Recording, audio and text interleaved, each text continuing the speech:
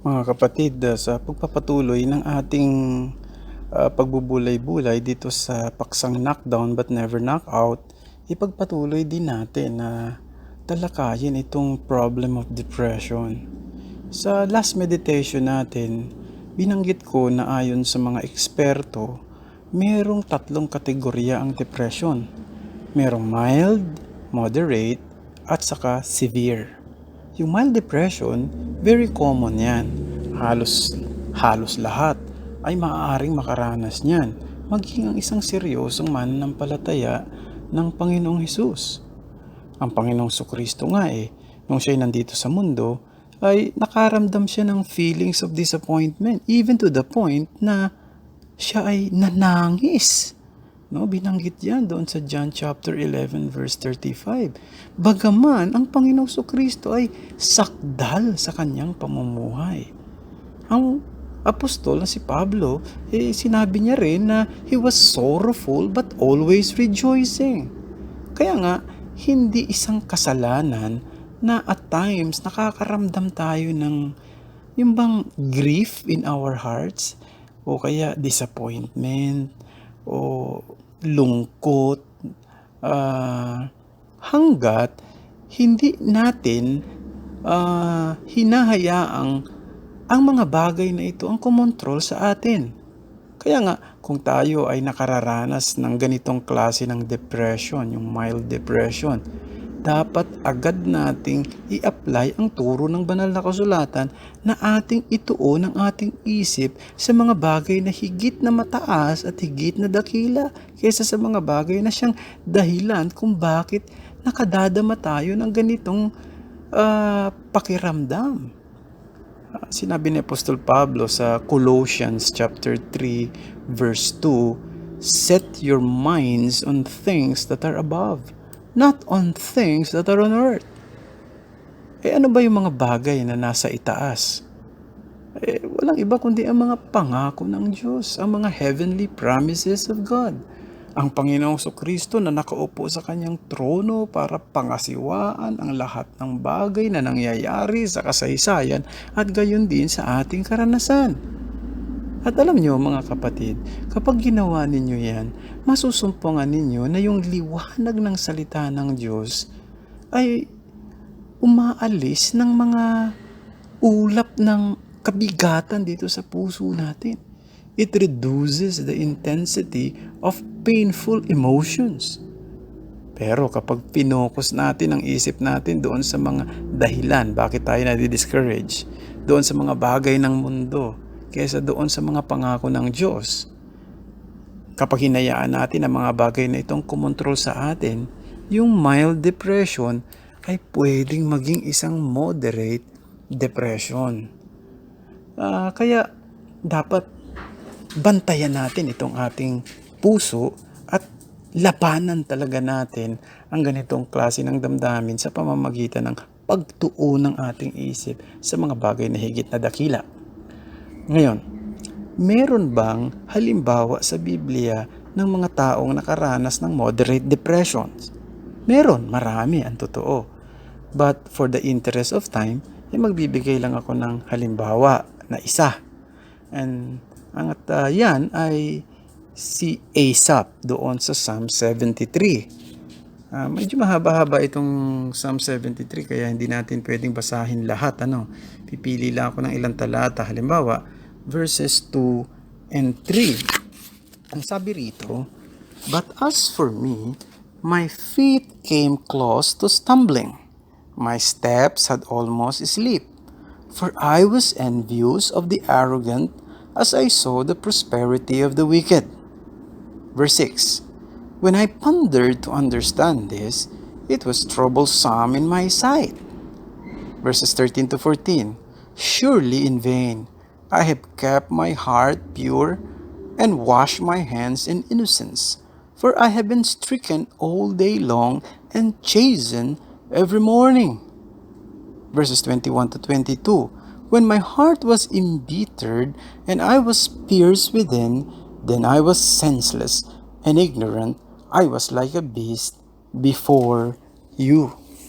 Now, dito sa pananalita ni Asaph, ay mapapansin natin na dahil sa kanyang pagkainggit sa iba, ay hindi lamang niya naramdaman yung self-pity, pagkaawa sa sarili, perplexity, o kaguluhan ng isip at takot, kundi ay malapit na niyang talikuran ng kanyang pananampalataya sa Panginoon.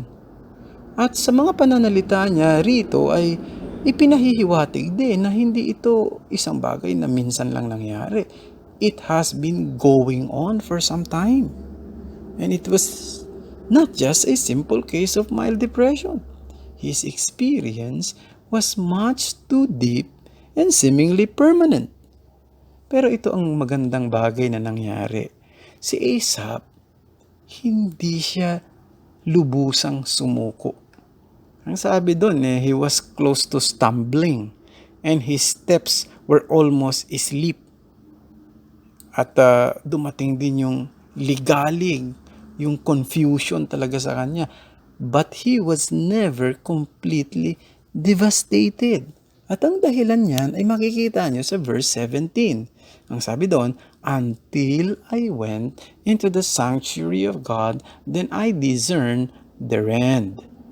So ang punto rito mga kapatid ay, imbis na siya ay lumayo sa pagsamba sa Diyos, pumunta siya sa sanctuary ng Diyos. Alam nyo, kapag dumarating ang medyo mabibigat na problema sa atin, ang tendency sa iba, lumayo sa pagsamba sa Panginoon. Lumayo sa mga kapatiran. Ay hindi dapat gawin ito. Hindi dapat ito maging attitude. Sapagkat ang place of worship na kung saan nagtitipon ang mga kapatiran para sumamba ay lugar na kung saan din ang pagkaunawa sa maraming bagay ay ating naririnig at natututunan. Dito natin naririnig at dito na ito tinuturo sa atin. At isa sa mga bagay na yan ay yung bentahe, yung advantage, yung kalamangan ng mga mananampalataya sa sino mang tao dito sa mundo, kahit na yung mga taong yan ay maaaring may tinatamasang yaman o may tinatamasang mataas na kalalagayan sa lipunan. Tandaan natin na anumang kasaganaan at advantage meron ng mga di mananampalataya ay panandalian lamang. Ang kanilang katapusan ay walang hanggang kapahamakan. Malinaw yan sa banal na kasulatan. Samantalang ang mga totoong Kristiyano ay maaaring magdusa rin habang nandito sila sa mundo. Iba't ibang pagdurusa, medyo mabibigat pa nga yung pagdurusa ng iba.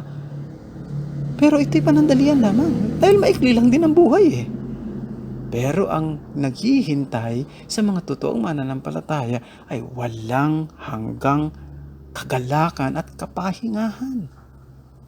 At yan ay isang katotohanan na dapat na magbibigay ng ginhawa sa sinuman.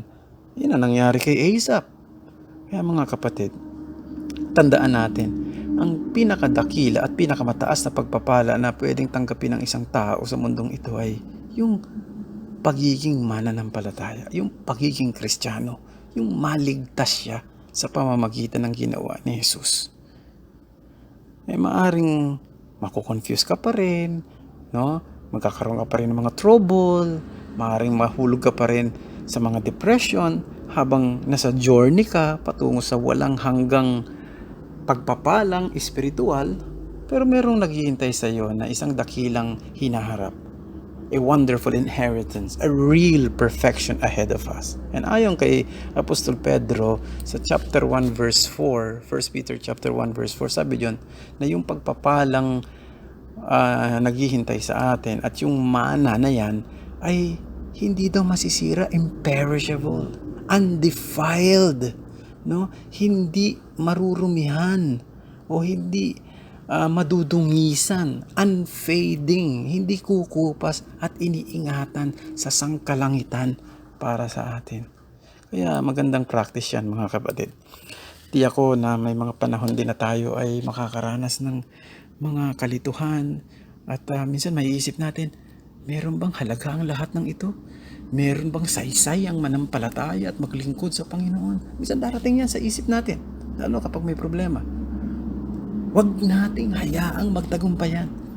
Lagi tayong pumunta sa kanyang salita at doon makikita natin ang sariwang pag-asa, ang sariwang pagpapala.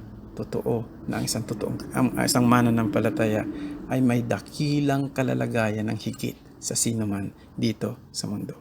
Manalangin tayo. Salamat sa iyo, Panginoon, sa mga salita mo na nagbibigay ginhawa sa aming mga puso, lalo na sa panahon na marami kaming kalituhan at kaguluhan. Salamat po, itong aming dalangin sa ngalan ni Jesus. Amen.